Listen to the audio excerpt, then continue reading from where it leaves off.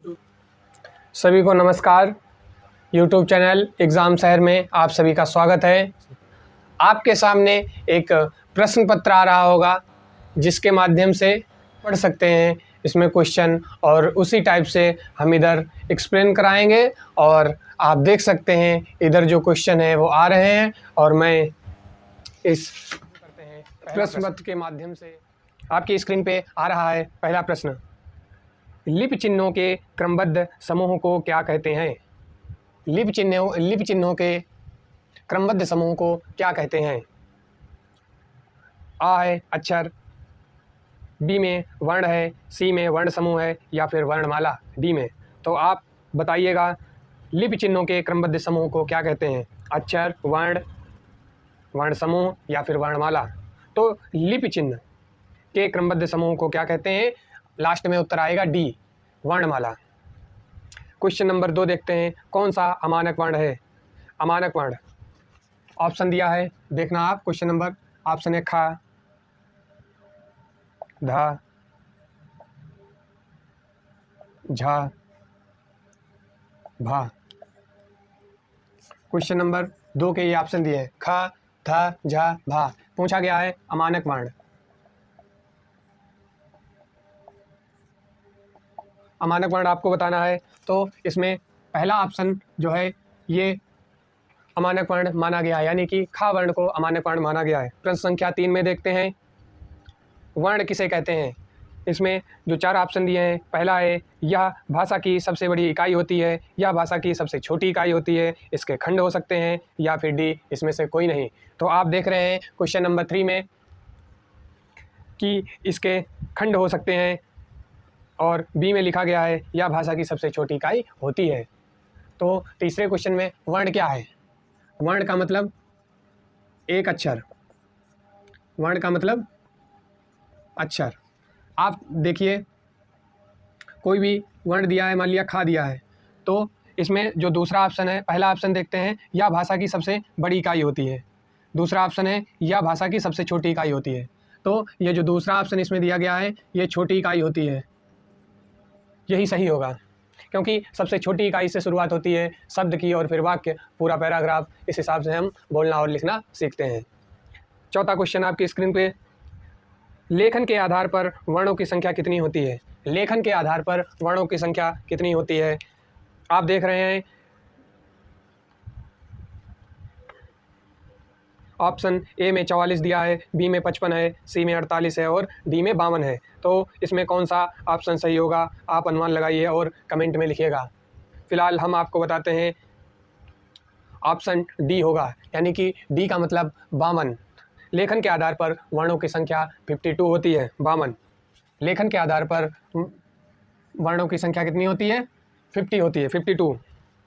हिंदी में मूलतः वर्ण होते हैं। क्वेश्चन नंबर 5, हिंदी में मूलतः वर्ण होते हैं 52, 50, 40, 55। तो पहला ऑप्शन 52 होगा। इस हिसाब से आगे बढ़ते हैं, संयुक्त को छोड़कर, यानी कि संयुक्त अक्षरों को छोड़कर हिंदी में मूल वर्णों की संख्या कितनी होती है? संयुक्त अक्षरों को छोड़कर हिंदी में मूल वर्णों की संख्या कितनी होती है? तो इसमें आंसर में 4 ऑप्शन हैं, 36, 44, 48 और 53। तो संयुक्त अक्षर क्या होते हैं आपको ध्यान देना होगा। संयुक्त अक्षर छ, त्र, ज्ञ और श्राश्रमिक। तो ये 4 संयुक्त अक्षर होते हैं। इनको छोड़ करके मूल स्वर कितने हैं? 52। अभी बताया गया था मूल स्वर 52 हैं। अगर इसमें से 4 माइनस कर देंगे तो कितना बचेगा? 48। तो ऑप्शन देखना है, संयुक्त को छोड़कर इसमें ऑप्शन आ रहा है सी, 48।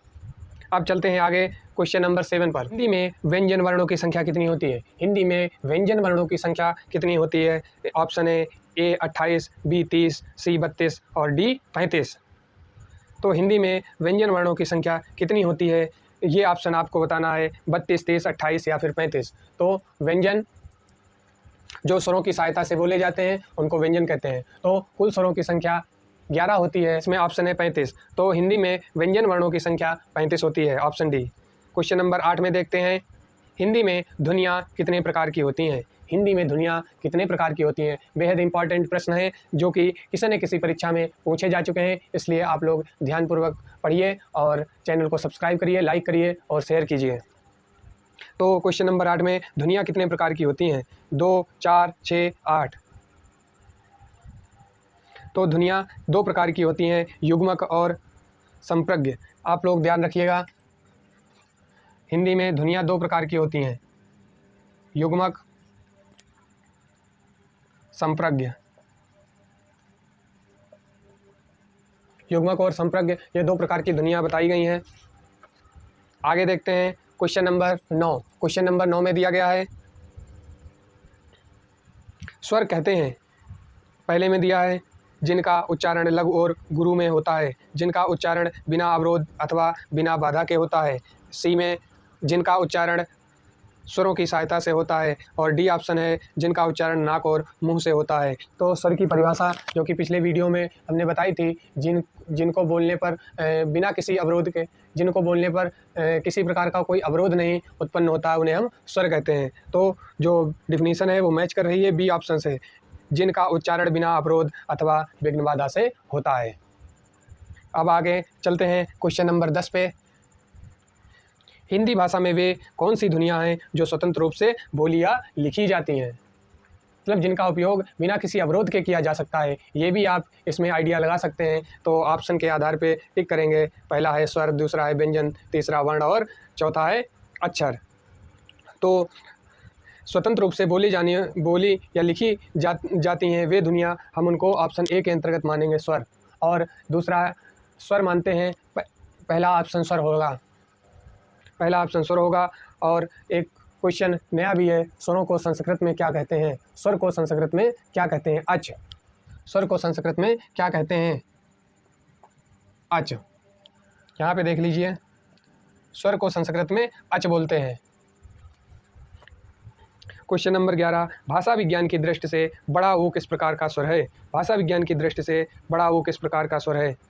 अग्र संवृत, अग्र विव्रत, पश्च संवृत और पश्च विव्रत। तो इसमें आएगा अग्र संवृत। तो आपको ध्यान रखना है कि बड़ा ऊ जो है वो अग्र संवृत स्वर होता है। क्वेश्चन नंबर 12 देखते हैं। ए स्वर का प्रकार है, ए से एड़ी स्वर का प्रकार है, ह्रस्व स्वर, दीर्घ स्वर, मूल स्वर या फिर संयुक्त स्वर। तो आपने पिछले वीडियो में देखा होगा, हमने बताया था ह्रस्व स्वर और दीर्घ स्वर। तो ह्रस्व स्वर यानी कि ह्रस्व या फिर मूल स्वर, इनकी संख्या 4 है। दीर्घ या द्विगुण स्वर, इनकी संख्या कितनी होती है? इनकी संख्या भी 4 है। और इस 4 में ए, आए, ओ, आओ।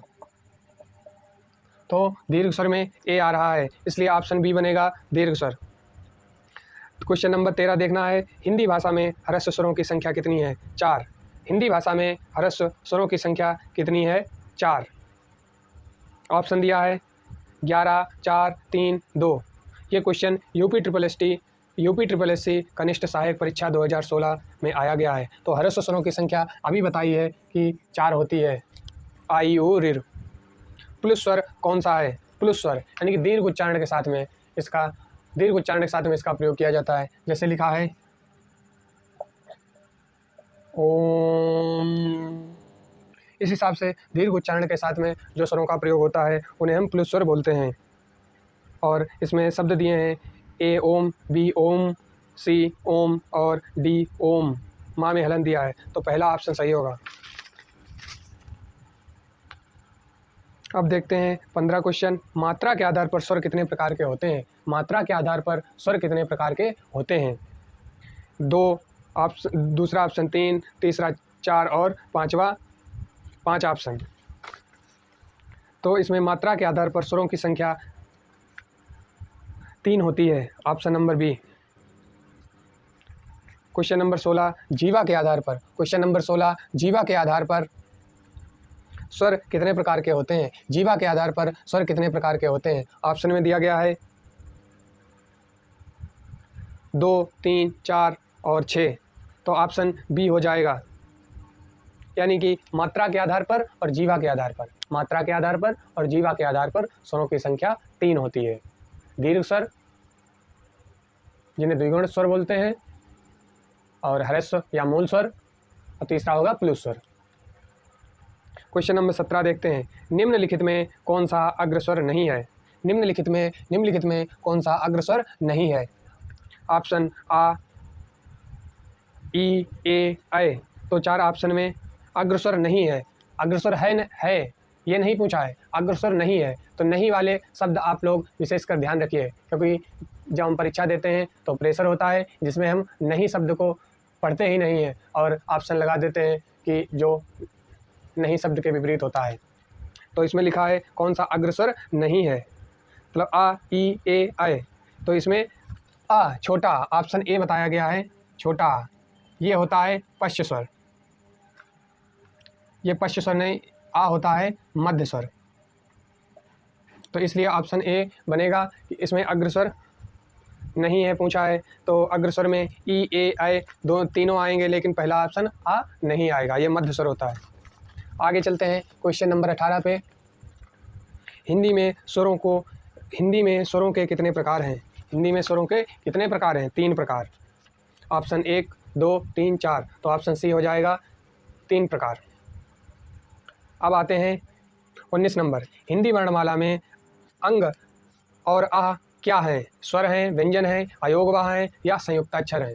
तो आप लोगों को पहले मालूम होगा कि अंग और आ ये अयोगवाह में आते हैं, और अयोगवाह का नाम किसने दिया? किशोरी दास जी ने। किशोरी लाल नहीं, किशोरी दास। तो अयोगवाह अंग और आ को माना गया है, और ऑप्शन में भी आप लगा सकते हैं अंग और आ अयोगवाह हैं। तीसरा ऑप्शन होगा। Question number 20। जिनके उच्चारण में दीर्घ स्वर से भी अधिक समय लगता है वे कहलाते हैं। अभी बताया था कि 3 प्रकार के स्वर हैं उच्चारण के आधार पे, जीवा के आधार पे। तो आप देख लीजिए कि दीर्घ उच्चारण से भी समय लगता है बोलने में। तो ऑप्शन दिया गया है मूल स्वर, प्लुत स्वर, संयुक्त स्वर और अयोगवाह। तो इसमें ऑप्शन बन जाएगा बी, प्लुत स्वर। ऑप्शन हो जाएगा बी। निम्नलिखित में कौन स्वर नहीं है? यह क्वेश्चन आया है उत्तराखंड पुलिस उपनिरीक्षक परीक्षा 2014 में। निम्नलिखित में कौन स्वर नहीं है? आ, उ, ए और या। तो नासिक व्यंजन ये या होगा, इसलिए ये स्वर नहीं है। तो ऑप्शन डी इसमें हो जाएगा। अब आते हैं क्वेश्चन नंबर 22 पे। उच्चारण के समय जीव की स्थिति के अनुसार, उच्चारण के समय जीव की स्थिति के अनुसार स्वरों के कितने भेद किए गए हैं? उच्चारण की स्थिति में, उच्चारण के समय जीव की स्थिति के अनुसार स्वरों के कितने भेद किए गए हैं? 3 भेद किए गए हैं, दीर्घ, ह्रस्व दीर्घ और प्लुत। तो ऑप्शन बी लगा दीजिए 3। भिन्न भिन्न स्वरों के मेल से जो स्वर उत्पन्न होता है, भिन्न भिन्न स्वरों के मेल से जो स्वर उत्पन्न होता है उसे क्या कहते हैं? संयुक्त स्वर, दीर्घ स्वर, संधि स्वर और मूल स्वर। ये क्वेश्चन आया है सीटेट 2011 में। तो आप लोग समझ सकते हैं ये बेहद इंपॉर्टेंट क्वेश्चन है, जिनको हर हालत में आपको याद करना होगा और आपस में डिस्कस करके अच्छे तरीके से याद करना होगा। पूछा गया है भिन्न भिन्न स्वरों के मेल से जो स्वर उत्पन्न होता है उसे कहते हैं, ऑप्शन ए आएगा संयुक्त स्वर। तो संयुक्त स्वर में क्या होगा? आप लोग कमेंट में ज़रूर लिखिएगा संयुक्त स्वर में कौन कौन से स्वर, कौन कौन से वर्ण आते हैं। क्वेश्चन नंबर 24 आपके सामने। स्वर किसका भेद है? स्वर किसका भेद है? ऑप्शन ए संधि, ऑप्शन बी समास, ऑप्शन सी वर्ण, ऑप्शन डी लिंग।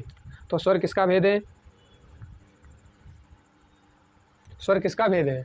वर्ण का भेद है। तो ऑप्शन सी वर्ण का भेद है। ऑप्शन सी वर्ण हो जाएगा। और क्वेश्चन नंबर 25। किस शब्द में ऋ स्वर नहीं आया है? तो पहला शब्द है कृपा, दूसरा कृष्ण, तीसरा दृष्टि और चौथा रिवाज। तो रिवाज ऑप्शन हो जाएगा जिसमें ऋ की मात्रा का प्रयोग नहीं हुआ है। 26 नंबर अयोगवाह कहा जाता है।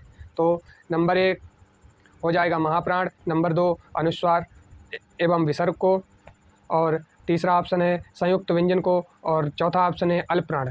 तो अयोगवाह कहा जाता है अनुस्वार और विसर्ग को, अनुस्वार और विसर्ग को अयोगवाह कहा जाता है। अयोगवाह किस लेखक ने कहा है? अभी हमने ऊपर क्वेश्चन बताया था, अयोगवाह किसने नाम दिया है अंग और आ को? आप लोग कमेंट में ज़रूर लिखिएगा। 27 ए तथा अय वर्ण क्या कहलाते हैं? 27 नंबर ए तथा अय वर्ण क्या कहलाते हैं? ओष्ठ, मूर्धन्य, कंठतालव्य या फिर नासिक। तो ए अय आपको देखना है 4 ऑप्शन में मैच करके कि ओष्ठ ए अय और तो आपस में चिपक नहीं रहे, मूर्धन्य होगा नहीं, सी कंठतालव्य ए अय यानी कि कंठ का भी इसमें उच्चारण हो रहा है, जोर पड़ रहा है, ए और तालव्य यानी कि ए और ए ये दोनों वर्ण जो हैं ये हो जाएंगे कंठ तालव्य। तो इनका उच्चारण बताना था, ये कंठ तालव्य होंगे। और नासिक के ऑप्शन दिया है तो ये नासिक के व्यंजन वो होते हैं जो वर्ग के 5वें अक्षर, ऐसे आप समझ लीजिए वर्ग के 5वें अक्षर को नासिक के व्यंजन कहते हैं। अब आते हैं क्वेश्चन नंबर 28। वे ध्वनियाँ जो स्वरों की सहायता के बिना उच्चारित नहीं हो सकती क्या कहलाती हैं? वे ध्वनियाँ जो स्वरों की सहायता के बिना उच्चारित नहीं हो सकती हैं उनको क्या कहते हैं? ऑप्शन में स्वर, दूसरे ऑप्शन शब्द, तीसरे में सी और चौथे में संयुक्ताक्षर। तो दिया गया है स्वरों की बिना सहायता से उच्चारित नहीं की जा सकती, उनको हम व्यंजन बोलते हैं। तो ऑप्शन सी टिक कर लीजिए। Question number 29। निम्नलिखित में से कौन वर्ण अंतःस्थ नहीं है? कौन वर्ण अंतःस्थ नहीं है?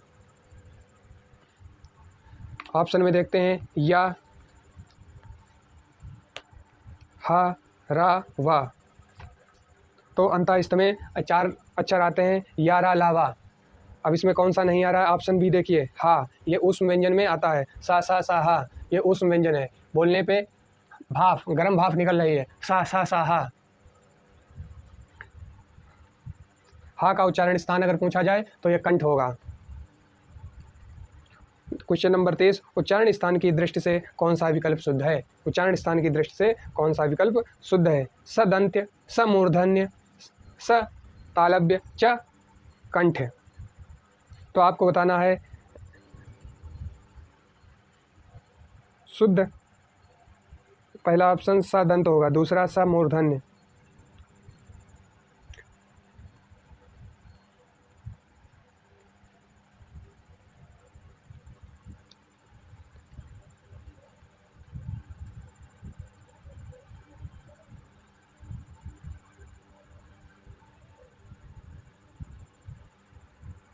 तो पहला ऑप्शन स हा।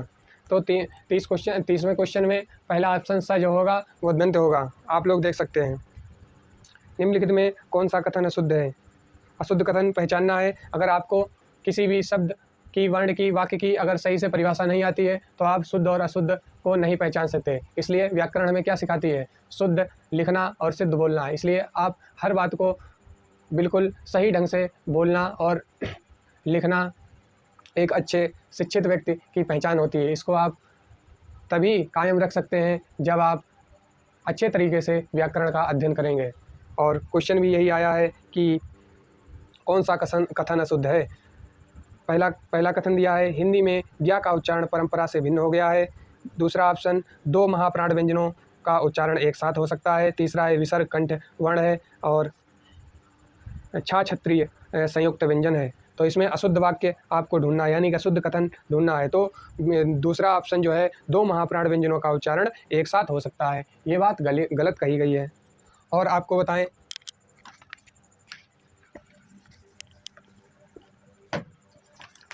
जो ऊष्म व्यंजन बताए गए थे अभी, ऊष्म व्यंजन सा, सा, सा, हा, तो उच्चारण के स्थान पे सा सलजम ये तालु होगा, ये मूर्धन्य होगा।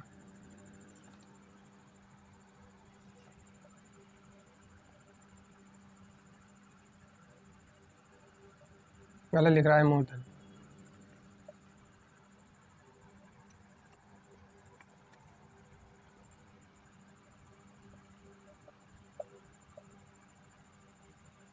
सा वाला होगा दंत और हा वाला कंठ। तो आप इस चीज़ को समझ सकते हैं कि सा तालु होगा, सा सपेरा ये हो जाए मूर्धन्य और सा षटकोण दंत और हा कंठ हो जाएगा। तो आप इस चीज़ को विशेषकर ध्यान रखिए, ये ऊष्म व्यंजन के अंतर्गत आते हैं। और अभी ऑप्शन आया था इसमें 4 जो वर्ण हैं इनमें एक वर्ण दे दिया था उस व्यंजन का और पूछ लिया था कि उस व्यंजन कौन सा है। तो आपको अगर पहचान मालूम है, अगर आप जानते हैं तो आप सही तरीके से टिक करेंगे और क्वेश्चन सही हल होगा। 32 नंबर देखते हैं, निम्नलिखित में से कौन सा सही है। तो इसमें कथन दिए हैं, पहला कथन है अनुस्वार पूर्ण अनुनासिक ध्वनि है। अनुस्वार जो है वो पूर्ण अनुनासिक ध्वनि है, ये तो बात सही है। आगे देखते हैं नंबर 2, वर्ग का पंचाक्षर अनुनासिक होता है, ये भी बात सही है। तो नासिक के व्यंजन, नाक से आवाज़ आती है, वही अनुनासिक बोलते हैं या फिर नासिक ध्वनि उनमें निकलती है, नाक से ध्वनि निकलना। तीसरा ऑप्शन दिया है, अनुनासिक के उच्चारण के दौरान नाक से बहुत कम सांस निकलती है और मुंह से अधिक। ये तीसरा ऑप्शन गलत है, बाकी दोनों ऑप्शन गलत है। वो दिए हैं कुछ सी ऑप्शन में, पहला और दूसरा कथन सी ऑप्शन में दिया है, इसको और टिक कर सकते हैं। अब देखते हैं 33 नंबर क्वेश्चन। 33 नंबर क्वेश्चन में दिया है, दांत और जीभ के स्पर्श से बोले जाने वाले वर्ण को क्या कहते हैं। दांत और जीभ, यानी कि जीभ तो चलेगी चाहे वो तालू में लगे या फिर दांत में लगे, तो दांत और जीभ के संयोग से कौन से शब्द बोले जाएंगे, कौन सा उच्चारण निकलेगा, उसको हम ऑप्शन डी के अंतर्गत रखेंगे, दंत।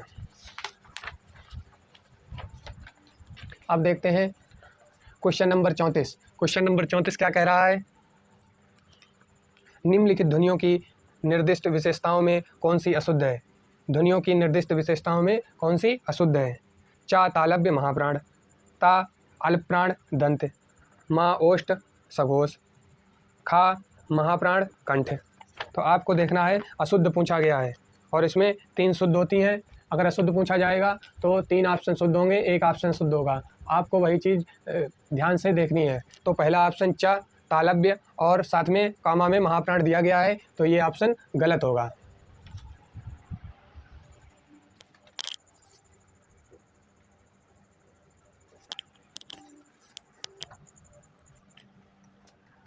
अब आते हैं क्वेश्चन नंबर 35 पर। क्वेश्चन नंबर 35, उच्चारण की दृष्टि से संबल ध्वनि का कौन सा वर्गीकरण है। संबल ध्वनि लिखा है, संबल ध्वनि। तो आपको शब्द पे ध्यान रखना है, उस हिसाब से उसके ऑप्शन भी होते हैं और सही ठीक हो जाते हैं। संबल ध्वनि का वर्गीकरण है संबल ध्वनि।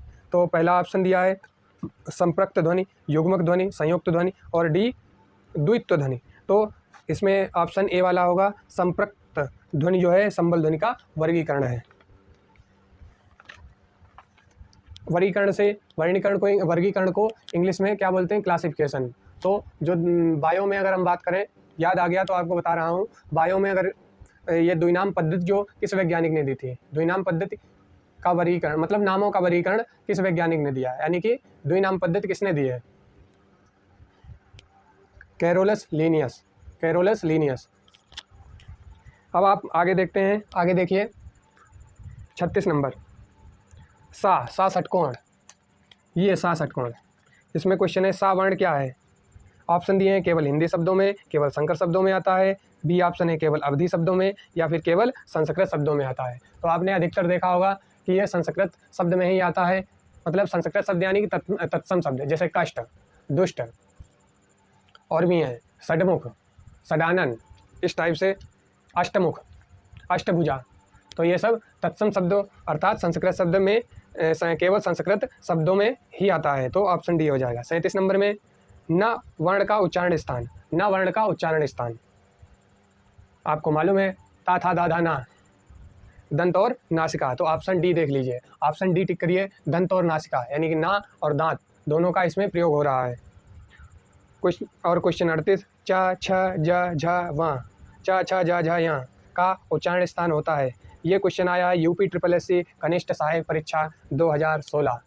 आप समझ लीजिए, ये सब बहुत ही महत्वपूर्ण क्वेश्चन है। इनको आपको भले ही 2-3 बार ये वीडियो देखिए, लेकिन याद करने के पर्पज़ से आप ज़रूर देखिएगा और अपने जो बंधु बांधव हैं पढ़ाई कर रहे हैं उनके पास ही भेजिएगा, और ताकि उनका भी भला हो।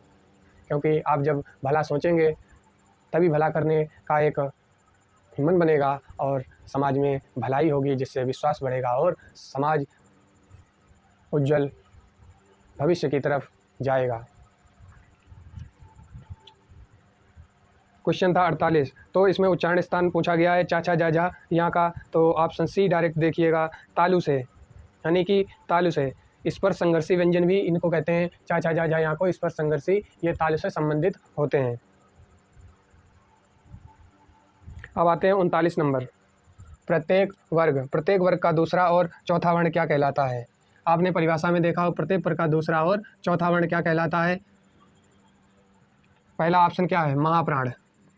तो पहला ऑप्शन ही आप देख लीजिए, अगर सही बैठ रहा है तो सीधे टिक करिए और आगे क्वेश्चन बढ़िए, क्योंकि चारों ऑप्शन चेक करेंगे। सही आपने पहले छोड़ दिया तो टाइम लगेगा, और जिससे आगे आने वाले क्वेश्चन है वो छूट सकते हैं, क्योंकि परीक्षा में एक लिमिट होती है क्वेश्चन करने की और पूरे प्रश्न पत्र की। तो ऑप्शन ए महाप्राण व्यंजन, ऑप्शन ए हो जाएगा। Question number 40। चा वर्ग का उच्चारण मुंह के किस भाग में होता है? चा वर्ग का उच्चारण मुंह के किस भाग में होता है? चा ये कंठ में होता है। तो ऑप्शन पहला इसमें दिया है कंठ, दूसरा तालु है, तीसरा पहला कंठ है, दूसरा मूर्धा है, तीसरा ओष्ठ और तालु। तो आप लगा सकते हैं चा ये कंठ नहीं होगा। चा वर्ण का उच्चारण स्थान जो है ये तालु होगा। ये हरियाणा पुलिस कांस्टेबल 2006 में आया हुआ क्वेश्चन है। तो चा वर्ग का उच्चारण स्थान तालु होगा। इस हिसाब से और भी वर्ण आते हैं, जैसे छोटी, बड़ी, चा वर्ग और सा, नहीं सा से सलजम चा वर्ग, बड़ी और छोटी, ये सभी का उच्चारण स्थान तालु होता है। सभी का उच्चारण स्थान तालु होता है। इसको आप नोट कर लीजिए। Question number 41। निम्नलिखित वर्णों में से पंचम अक्षर कौन सा है? सबसे सरल क्वेश्चन है, लेकिन नहीं आने वाले के लिए तो कठिन ही होगा, इसलिए ध्यान दीजिए क्वेश्चन पे। निम्नलिखित वर्णों में से पंचम अक्षर है घा, ता, पा, मा। तो पंचम अक्षर डी ऑप्शन हो जाएगा, मा। उत्तराखंड एसएससी परीक्षा 2015 में आया हुआ क्वेश्चन है। 42 नंबर। इसमें से कौन सा संयुक्त अक्षर है? तो संयुक्त अक्षर ऑप्शन दिया गया है, आप लोग देख रहे होंगे, संयुक्त अक्षर दिया है ऑप्शन में ज्ञा। ये किससे बनता है? जा प्लस या। तो जा और यहाँ से ये बनेगा ज्ञा अक्षर। ये संयुक्त अक्षर का एक पार्ट है। संयुक्त अक्षर में कितने वर्ण होते हैं? 4 वर्ण होते हैं, जिसमें ज्ञा से ज्ञानी दिया है, जो जा प्लस यहाँ से बनता है। आगे देखते हैं 43 नंबर। महाप्राण व्यंजन कौन से हैं? तो इसमें 4 ऑप्शन दिए हैं, दूसरे ऑप्शन में डायरेक्ट चलते हैं। आपको दिया है महाप्राण व्यंजन, दूसरा ऑप्शन दिया है बी वाला। इंक हो गई है ख़त्म, आपको पढ़ाएंगे ब्लैक मार्कर से। खा, छा, था और फा। तो ये पांच अक्षर महाप्राण व्यंजन कहलाते हैं। 2 प्रकार के वर्ण है, महाप्राण और अल्पप्राण। तो आप देख सकते हैं महाप्राण का मतलब होता है दूसरा और चौथा। तो आप देख लीजिए का, खा, गा, घा, ड़ा। तो इसमें दूसरा और चौथा, यानी कि खा हो जाएगा और गा। तो पहला ये दे दिया है इन्होंने, खा दे दिया है। तो इस टाइप से आप हम जितने भी वर्ग हैं, 5 वर्ग हैं, तो 25 वर्ण हो गए। तो इसमें सभी ये दूसरे चा छा, दूसरा टा ठा, दा धा, ता था दे दिया और पा फा दे दिया। तो यानी कि ये महाप्राण व्यंजन में हर वर्ग का दूसरा अक्षर दिया गया है, जो कि महाप्राण के अंतर्गत आता है। तो ऑप्शन बी हो जाएगा। ऐसे ही समझ के पढ़ना है, भले ही टाइम लग रहा है, लेकिन जो भी आप समझ के पढ़ेंगे वो आप दूसरे को सही समझा सकते हैं और स्वयं समझ सकते हैं, आगे आपके काम आएगा। क्वेश्चन नंबर कितना था, कहाँ चला गया? Question number 44। तो 44 में देखते हैं, दंतोष्ठ ध्वनियाँ हैं, दंत और ओष्ठ, यानी कि दांत और ओंठ दोनों का प्रयोग होता है, उनको दंतोष्ठ ध्वनियाँ कहते हैं। इसमें यह है या रा, बोलने में देखिए ऑप्शन ए में या रा, बी में ला वा, सी में पा फा, यानी कि ओंठ का सिर्फ प्रयोग हो रहा है। और दंतोष्ठ ध्वनियों में वा फा, दांत और ओंठ, यानी कि जीभ दांत में भी स्पर्श कर रही है और ओंठों का भी प्रयोग हो रहा है। तो ऑप्शन हो जाएगा वा और फा, ये दोनों ऑप्शन जो हैं ये हो जाएंगे। ये क्वेश्चन भी आया है उत्तराखंड समूह परीक्षा 2019 में। तो बता रहे हैं कि आए हुए सभी क्वेश्चन हैं, आप लोग इसको अच्छे से रिवीजन करिएगा। क्वेश्चन तभी अच्छे से समझ में आएगा। 45 नंबर, हिंदी भाषा में स्पर्श व्यंजनों की संख्या कितनी होती है। क्वेश्चन आया है कि हिंदी भाषा में स्पर्श व्यंजनों की संख्या कितनी होती है। ऑप्शन दिया है 22, 23, 24, 25। तो अभी आपको बताया था स्पर्श व्यंजन 5 × 5 यानी कि 25। तो ऑप्शन डी हो जाएगा, स्पर्श व्यंजनों की संख्या 25 होती है। 46 नंबर क्वेश्चन, निम्न में वत्सर्य ये लिखा है, सब देखिए।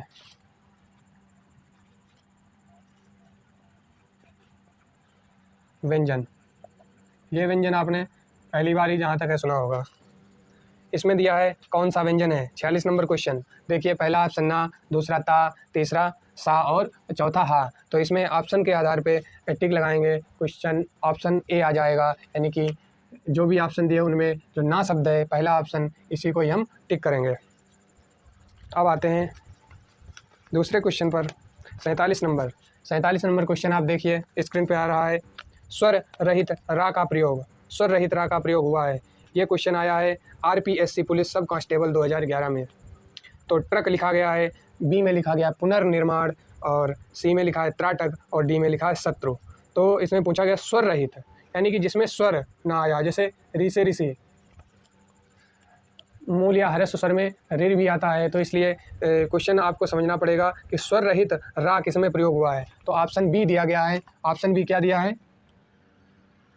ऑप्शन बी दिया है पुनर्निर्माण, यानी कि इसमें रा का जो प्रयोग दिया गया है वो किसी स्वर से, यानी कि स्वर रहित है। अब स्वर रहित कैसे जानेंगे, और ऑप्शन लिखेंगे तभी जान पाएंगे। देखिए आप सी वाला ऑप्शन मानते हैं, सी वाला ऑप्शन लिखा है त्राटक, त्राटक, ठीक। डी वाला ऑप्शन लिखा है शत्रु, ठीक। तो ये जो ऑप्शन है इनमें स्वर आ रहा है त्रा, ऋ से ऋषि, शत्रु ऋ से ऋषि। पहला ऑप्शन भी दिया था ट्रक, ठीक। तो इसमें स्वर आ रहा है, इसमें बी वाले ऑप्शन ही मान्य होगा, ठीक, पुनर्निर्माण। तो 48 नंबर क्वेश्चन देखते हैं, निम्न में अल्प प्राण वर्ण कौन से हैं? अल्प प्राण, महाप्राण पूछ चुके थे, महाप्राण जो बचे हुए हैं वही अल्प प्राण हो जाएंगे। दूसरा, चौथा, 5 होते हैं तो पहला हो जाएगा, तीसरा हो जाएगा, 5वां हो जाएगा। बस कितने सरल है, बस इनको आपको देखना है, लिखना है, एक दूसरे से पूछना है। पूछने से डाउट क्लियर हो जाता है, डाउट क्लियर होने से परीक्षा क्लियर हो जाएगी, परीक्षा क्लियर हो जाएगी तो बढ़िया से सेवा करेंगे। जब अच्छा काम करेंगे तो प्रमोशन होगा, सैलरी बढ़ेगी। सैलरी को अपने धर्म के कामकाज में लगाइएगा, ताकि पवित्र पैसा ही पवित्र मति और पवित्र जीवन को आगे मोक्ष की तरफ ले जाएगा। धन्यवाद।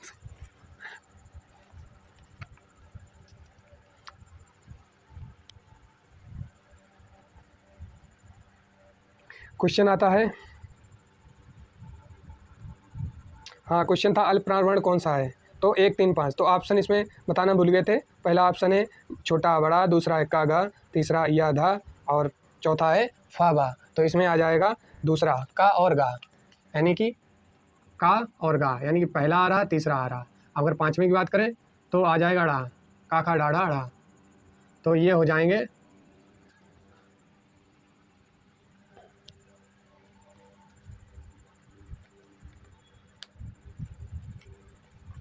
49 नंबर कौन सा गलत है।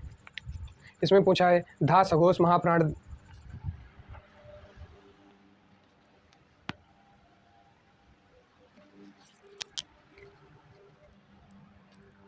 आगे देखते हैं क्वेश्चन 49 में कौन सी बात गलत बताई गई है। ऑप्शन बा देखते हैं, डायरेक्टली ऑप्शन बा देखते हैं कि बा सघोष ओष्ठ महाप्राण है। पहला ऑप्शन धा देखते हैं, धा सघोष महाप्राण दंत है। सी क्या दिया है? तीसरा ऑप्शन चा अघोष है और तालव्य अल्प प्राण है। तो इसमें सभी ये पहला ऑप्शन, तीसरा ऑप्शन और डी चौथा ऑप्शन, ये तीनों सही हैं। लेकिन जो बी ऑप्शन है बा सघोष है और ओष्ठ महाप्राण है, ये जो ऑप्शन दिया है ये गलत ऑप्शन है, इसलिए आप लोग बी को टिक कीजिएगा। तीसरा ऑप्शन। अब क्वेश्चन आगे देखते हैं, क्वेश्चन नंबर 50 है। 50 नंबर मतलब जिनके उच्चारण में स्वर तंत्रियों में कंपन ना हो उन्हें क्या कहते हैं? घोष ध्वनिया, महाप्राण ध्वनिया, अल्प प्राण ध्वनिया या फिर अघोष ध्वनिया। तो ये स्वर तंत्री में कंपन ना हो, इसलिए नाम से आपको लग रहा है अघोष, बोलने में कोई जोर ना हो, कोई कंपन ना हो, समझ लीजिए अघोष ध्वनि। तो अघोष ध्वनिया हो जाएंगी। आगे देखते हैं 51 नंबर, प्रसन्नता में कौन सी ध्वनि है? प्रसन्नता में दिया है ऑप्शन संयुक्त ध्वनि, संपृक्त ध्वनि और फिर युग्मक ध्वनि, या फिर इसमें से कोई नहीं। तो प्रसन्नता में आ जाएगा युग्मक ध्वनि। 52 में दिया है कौन सी महाप्राण ध्वनि नहीं है? महाप्राण ध्वनि नहीं है तो दूसरा और चौथा आप मान लीजिए। तो देखिए कौन से वर्ग में कौन सा वर्ण दिया है? का, घ, झ और या। तो महाप्राण में पहला ऑप्शन बनेगा का। अब क्वेश्चन नंबर 53 में आ जाइए। 53 में अघोष वर्ण पूछा है, तो डायरेक्ट देखते हैं। यूपी SSC लेखपाल परीक्षा 2015 में आया था और इसमें डायरेक्ट क्वेश्चन लगाते हैं। स जो है वो अघोष वर्ण होगा। 54 नंबर क्वेश्चन देखते हैं। उत्क्षिप्त व्यंजन पूछे गए हैं। उत्क्षिप्त व्यंजन कौन से होते हैं? क्वेश्चन नंबर डा उत्क्षिप्त व्यंजन पूछे गए हैं। क्वेश्चन है 54 और उसमें ऑप्शन दिया गया है। डायरेक्ट आप देखते हैं ढ़ा और ढा, इनको हम उत्क्षिप्त व्यंजन बोलते हैं। तो क्वेश्चन ऑप्शन डी लगाइएगा। 55 है उत्क्षिप्त ध्वनि का प्रयोग क्या है? उत्क्षिप्त जो व्यंजन है उनके ध्वनि का प्रयोग 55 नंबर क्वेश्चन में पूछा गया। ये पुलिस सब कांस्टेबल परीक्षा 2011 RPSC में आया हुआ क्वेश्चन है। ऑप्शन दिया है आरजू, दूसरा है खसरा, तीसरा है सी और चौथा है जफर। तो ऑप्शन हो जाएगा पढ़ाई। ढ़ा का प्रयोग इसमें दिया गया है, इसलिए ऑप्शन सी बनेगा। 56 नंबर में ज्ञा वर्ण किन वर्णों से बनता है? तो अभी आपको हमने बताया था ज्ञा से ज्ञानी जो होगा वो जा से बनेगा प्लस या से बनेगा। तो यही आप टिक करना है। क्वेश्चन नंबर जा में लगेगा हलंत, तो ये भी आपको ध्यान रखना है। एक ऑप्शन में जा प्लस या दिया हुआ है तो ये ऑप्शन नहीं होगा। जिसमें ऑप्शन में जा में हलंत लगा हो वो ऑप्शन सही होगा। इस चीज़ का विशेष ध्यान रखिएगा बिल्कुल। 57 में छत्र और ज्ञा की गणना स्वतंत्र वर्णों में नहीं होती है। स्वतंत्र वर्णों में नहीं होती क्योंकि वे कैसे व्यंजन है? वो संयुक्त व्यंजन है, इसलिए स्वतंत्रता के आधार पे इनकी गणना नहीं की जाती है। तो पहला ऑप्शन ही दिया है कि ये संयुक्त व्यंजन है, तो इसी को ही आप टिक करिए। बाकी आगे के क्वेश्चन, आगे के जो ऑप्शन दिए हैं वो इनसे मैच नहीं करेंगे। 58 नंबर क, ग, ज, फा ध्वनियाँ हैं। ये ऑप्शन बी दिया है अरबी और फारसी।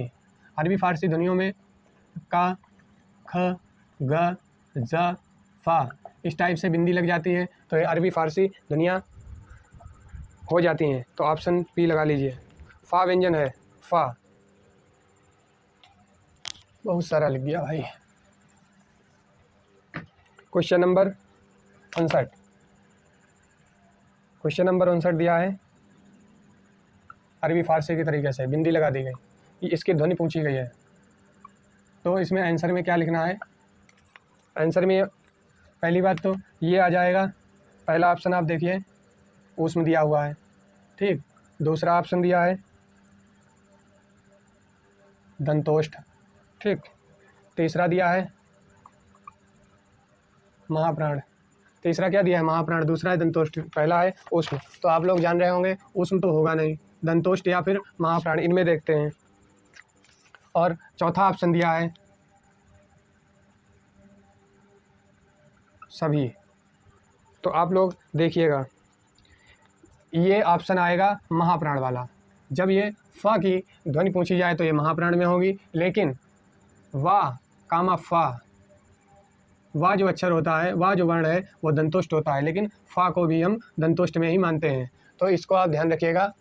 ऑप्शन केवल फा आ जाए तो महाप्राण ध्वनि होगी, और नहीं तो अगर वाह और फा आता है तो दंतोष्ठ हो जाएगा। इसलिए हमने ये क्वेश्चन जो आपके सामने आ रहा है ये हमने लिख के बता दिया। कोई भी डाउट हो आप लोग कमेंट में लिख सकते हैं, और जिससे हम उस पर डिस्कस करके आपको बताएंगे। क्वेश्चन नंबर 60 में पहुंचते हैं। लिखा गया हिंदी शब्दकोश के छा छत्री का क्रम किस वर्ण के बाद आता है? छा छत्री का क्रम देखिए कितना इंपॉर्टेंट क्वेश्चन है। RPSC पुलिस सब कांस्टेबल में आया हुआ है। तो भैया सब कांस्टेबल ऐसे थोड़ी ना बन जाओगे। हर क्वेश्चन को इस टाइप से पूछते हैं कि जिस हिसाब से चोर चालाक बेईमान इंसान की बातों को आप इतनी जल्दी पकड़ नहीं सकते, उस हिसाब से जब आप उस वर्दी को लेना चाह रहे हैं तो उसमें वैसे ही क्वेश्चन आते हैं जिस प्रकार चोर चालाकों की बातें आप नहीं पहचान सकते। इस प्रकार इन क्वेश्चनों में भी वो ऑप्शन होते हैं कि आपका दिमाग घुमा देते हैं, और इसी दिमाग जो है स्थिरता के साथ में सही सॉल्व करें। इसीलिए हम लोग प्रैक्टिस सेट हल करते हैं। और आगे आप क्वेश्चन देख सकते हैं कि दिया गया है छ का वर्ण, छ का क्रम किस वर्ण के बाद आता है? तो छ, इसको का प्लस स। ये पहला ऑप्शन था का, दूसरा ऑप्शन है छ, तीसरा है त्रा और चौथा ऑप्शन है ज्ञा। तो किसके बाद आता है? का के बाद। ये चीज़ ध्यान रखना, क्योंकि का और प्लस सा मिल करके बनते हैं छा छत्री। तो इस टाइप से हम समझ सकते हैं। अगर ऐसा क्वेश्चन आता है तो ठीक, अगर ज्ञा पूछ दे, ज्ञा किस वर्ण के बाद आता है, तो आ जाएगा जा प्लस या, तो आ जाएगा जा, ऑप्शन जा आ जाएगा। तो इस हिसाब से आप समझ सकते हो कि एक क्वेश्चन से दूसरा भी क्वेश्चन बन सकता है।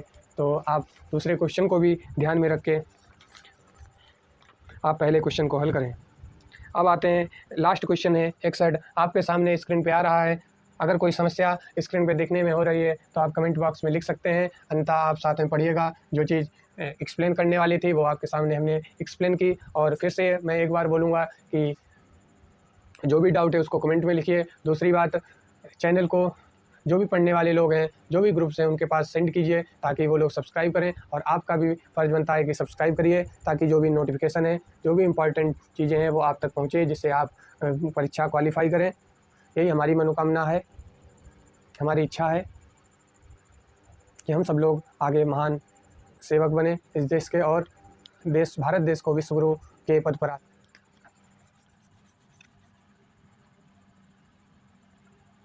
श्रद्धा। श्रद्धा शब्द किस शब्द के पहले आता है? ऑप्शन दिया है शासन, दूसरा दिया है शौर्य, तीसरा दिया है श्याम, चौथा है श्रमिक। तो श्रद्धा शब्द किस शब्द के पहले आएगा? श्रमिक के पहले आएगा। तो आज के लिए इतना ही। अगले वीडियो में हम कुछ हिंदी के बारे में नया लेकर के आएंगे। आप लोग चैनल को सब्सक्राइब कीजिए, लाइक कीजिए, शेयर कीजिए, ताकि ये जो शिक्षा की सेवा है जन जन तक पहुँचे। सबको हरि हरि ओम, प्रणाम, जय हिंद, जय भारत, वंदे मातरम।